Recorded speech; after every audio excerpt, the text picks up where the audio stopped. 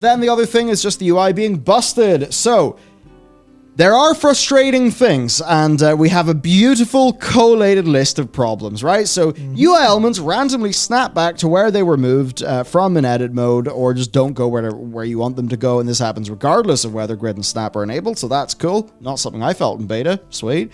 The precise snap placement of UI elements is also not really possible because they snap based on their edit mode outline rather than the element's actual outline. Yeah, so you can see that pretty clearly at the buffs there. Yeah. Look at the padding on the right for the element. You can't Different add that. level of padding. Yeah. And if you look at the top of the buffs and like the left side, you'll see that's tight to the left, but not to the right. Yeah.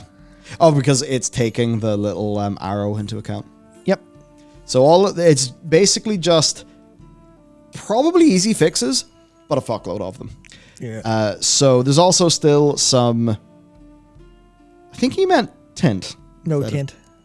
There is apparently some taint. Taint is the term for when, you know, things get passed up a thing and Lewis stuff starts breaking, basically. Okay, well, yes, it's all tainted. Yeah, there's one thing where I think it is, I think it was if you... shit, I can't remember what triggers it, but I was looking at the UI bug list that Stanzilla has, and it was more or less if you do one specific thing with bags, it disables actually using anything in your bags or clicking them until you reload under specific circumstances on a certain build. So it is full like you're by using one element, you're firing something down the chain that breaks everything else. Yeah. It's dire. To rocket through others, then action bar 1 can't have unused buttons hidden. There's no hidden plus show on mouse over option, no alpha value customization. The lowest padding is 2.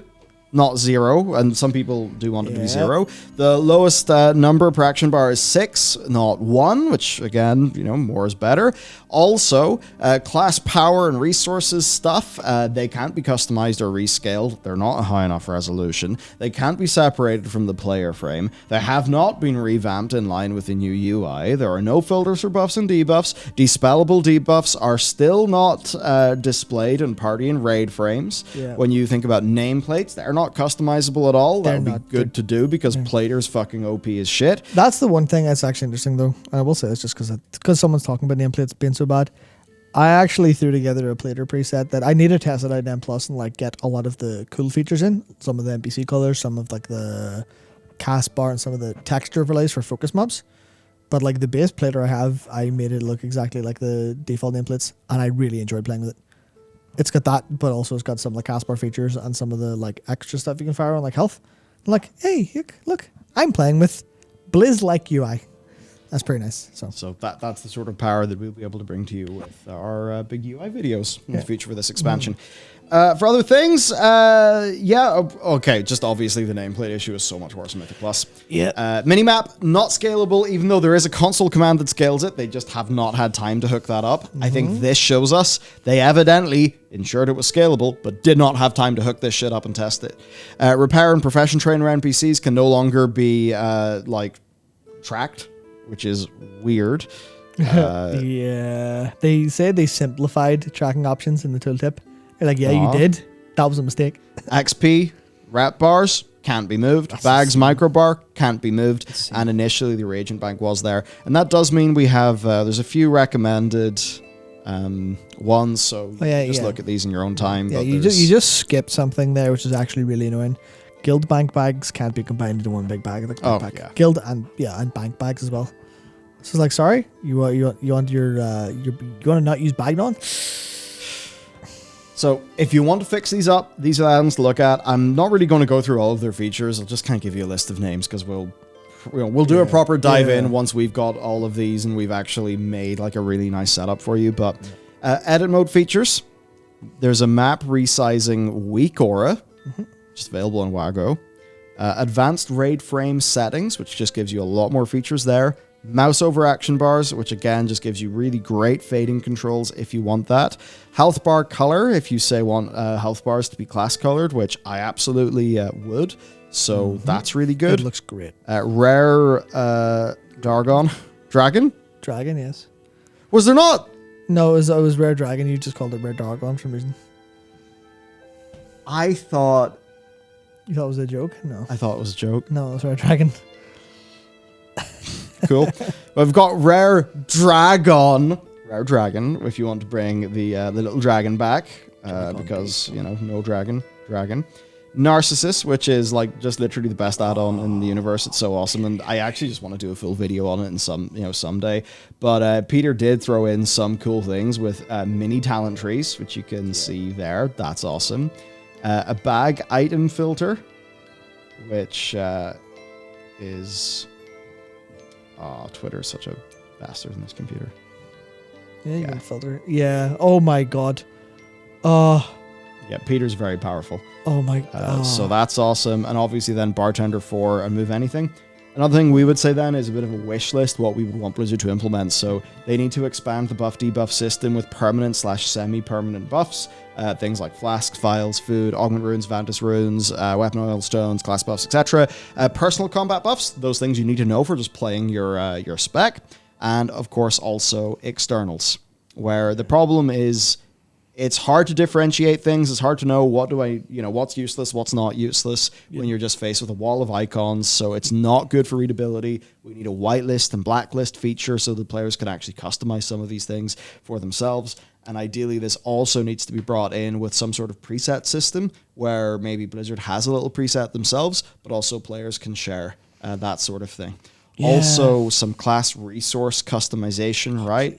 So they need... I think they should just go the FF14 route, have a more graphical one, have then the simplified job gauge, but they should have something like that because these could essentially evolve into being like the little basis of like almost an official Blizzard week aura for your spec or whatever. Yeah. And if they do that well, I mean, it's like anytime you play a game where like your reticle actually tracks shit for you. Yeah, it has a little dots beneath it or something and fill up. Yeah. And you're like, cool, this FPS has weak auras installed. What?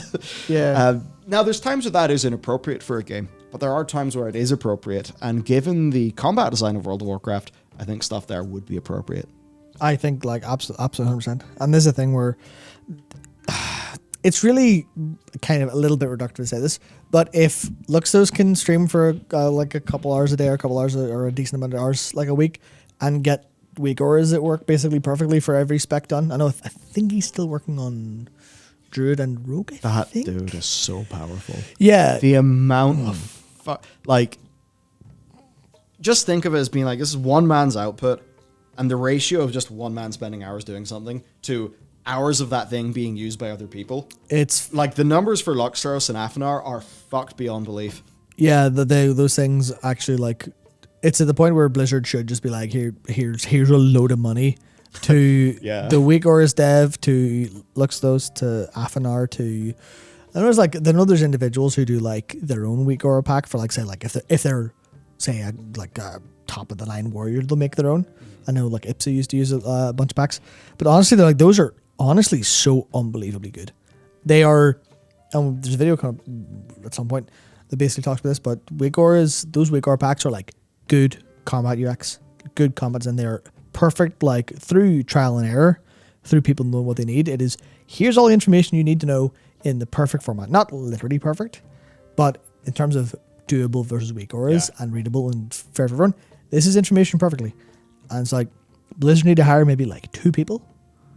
But like, sit down, right, you 2 people, you're making combat UIs for every spec in the game that adapt for every talent equipped. Good luck, but this is your job to do this. It's your job to do this. Speak to the combat people, have it done. That's shouldn't be hard, theoretically. It's a bit of a step change in terms of how World of Warcraft designed, but in terms of you retire the personal resource display, or you update the personal resource display to have these elements, and then you go, you're done. Good. Take the personal resource display, let us unanchor it from our character, do something the equivalent of a job gauge, and make it a really, really good job gauge. Because I do think that going full Afinar or whatever, or full Luxthros, probably that would be maybe a bit too much. Yeah. Right? Like, you don't want to go whole hog, but it should be a very capable baseline. And something like that would make a lot of sense. And as you said, the personal resource display is the ideal banner under which to do that work. Yeah, the idea is good. It's just not perfect. Yeah. We've got the Season 1 Adventure Journal page. This is good because, of course, it is bringing in older things as well. Actually, That's good. Yeah, you don't need there a was an add-on. adventure guide anymore. There was an add-on that did this for season 4 of Shadowlands, which is funny. Which is good. Look, Blizzard went add-on does thing, game do thing. Well, I feel like they were always going to do it, but certainly that add-on would have put the fire under. Yeah, them. the thing is that the add-on obviously literally did it this way. Yeah. But We've got some major fracking. There we go. Fracking. There we go. It's banned in the UK and legal in the Dragon Isles. We've got the major faction world quest tracking, which is in, and there's just That's this nice. like little thing that you can use for that.